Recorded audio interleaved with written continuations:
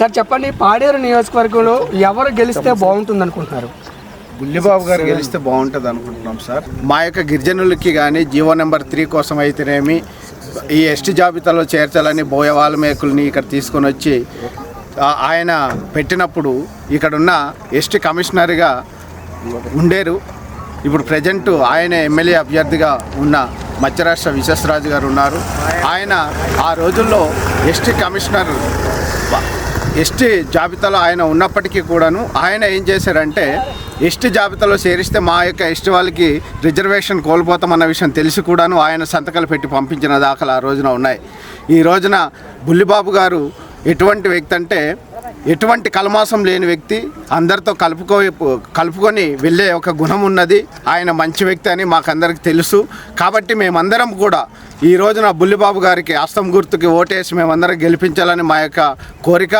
అదే తెలుగుదేశం ప్రభుత్వం అనుకుంటే, తెలుగుదేశం ప్రభుత్వం ఏం చేస్తుందంటే, నేను గెలిచాను అనుకుంటే రాజ్యాంగాన్ని తిరిగి రాస్తానని చెప్పేసి నరేంద్ర మోడీ గారు సవాల్ చేస్తుంటే, అటువంటి రాజ్యాంగాన్ని తిరిగి రాసి సవరణ చేస్తానన్నప్పుడు ఇక్కడ చదువుకున్న వారు విద్యావంతులు ఉన్నారు, ఎందరో ఉద్యోగస్తులు ఉన్నారు.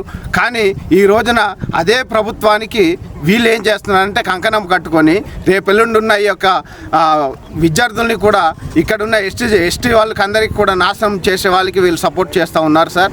కాబట్టి అలాంటి వాళ్ళకి మేమైతే నమ్మము, మేము ఓట్లు వేయము. మేమే కాదు, మా యొక్క ఏజెన్సీలో ఉన్న ప్రతి ఒక్క జాతిలో ప్రతి ఒక్క వ్యక్తి కూడాను ఏంటంటే అటువంటి వాళ్ళకి మేము వేయకూడదని చెప్పేసి మా యొక్క ఆలోచనలు కలిగి ఉన్నాం.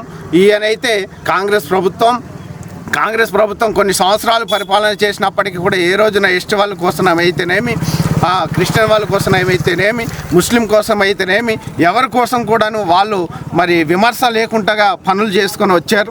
ఈ రోజున 10 సంవత్సరాలు పరిపాలన చేసిన బీజేపీ ప్రభుత్వం మాత్రం ఈ రోజున మేము 400 సీట్లు వస్తే ఎస్టీ జాబితా వాళ్ళకి కూడాను రిజర్వేషన్ లేకుండా చేస్తామంటున్నారు. జీవో నెంబర్ 3 ఆల్రెడీ తీసేసారు.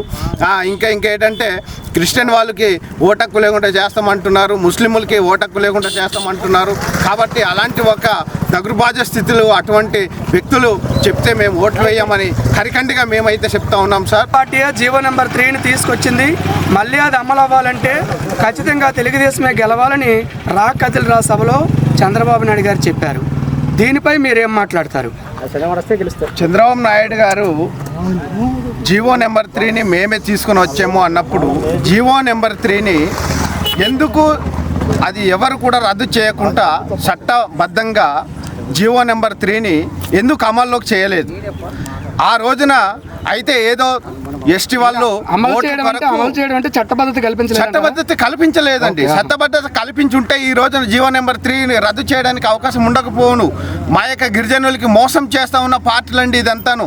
బీజేపీ పార్టీ అయితేనేమి, తెలుగుదేశం పార్టీ అయితేనేమి, జనసేన పార్టీ అయితేనేమి, వీళ్ళందరూ కూడా కుమాకాయి ఈ యొక్క గిరిజనుల్ని నాశనం చేస్తూ ఉన్నారు. ఈ రోజున అసలు ఇక్కడున్న జగన్మోహన్ రెడ్డి ప్రభుత్వం కూడా ఈ రోజున నాశనం చేసింది. అదే రోజున ఇక్కడ ఉన్న ప్రజెంట్ ఎమ్మెల్యేలు ఉన్నారు, ఎంపీలు ఉన్నారు, మరి వారు వైసీపీ నుంచి గెలిచిన వారే కదా. జీవో నెంబర్ 3 రద్దు చేస్తున్నాం అన్నప్పుడు వీరు ఎందుకు నోరు మూసుకొని ఉన్నారు? వీరికి మాట్లాడడం, వీరికి అవకాశం మేము ఇచ్చాం. మా ఓటు ద్వారా మేము అవకాశం ఇచ్చి మేము అసెంబ్లీకి పంపించినప్పుడు వీరు ఎందుకు నోరు మూసుకొని ఉండాలి? ఆ రోజున వారు అక్కడ అడగాలి, జీవో నెంబర్ 3 రద్దు చేస్తే మా గిరిజనులకి ఇంత నష్టం జరుగుతూ ఉందన్న విషయం వీరికి తెలియదా? తెలిసి కూడా వీరు నోరు మూసుకొని ఉన్నారంటే వీరేంటంటే మా దగ్గరకు వచ్చి ఓట్లు మాత్రం మేము వేయాలి, వారు గెలిపించాలి, వారు మాత్రం హ్యాపీగా ఏసీ రూముల్లో వారు బ్రతకాలి, మేము మాత్రం వారి దగ్గర సేవలు చేసుకొని మేము బాన్సలుగా బ్రతకాలని వీరి ఒక ఆలోచన. కాబట్టి ఇలాంటి వారికి మేము నమ్మం. ఖచ్చితంగా కాంగ్రెస్ పార్టీని మేము గెలిపించుకుంటాం. సరిగ్గా బుల్లిబాబు గారు అసలైన వ్యక్తి, ఆయన నిజాయితీ కలిగిన వ్యక్తి. ఆయన కొరకు ఎన్ని పుకార్లు చేసినా కూడా నమ్మేదైతే ఏజెన్సీలో ఎవరు లేదని కరికండగా చెప్తూ నేను ముగిస్తూ ఉన్నానండి.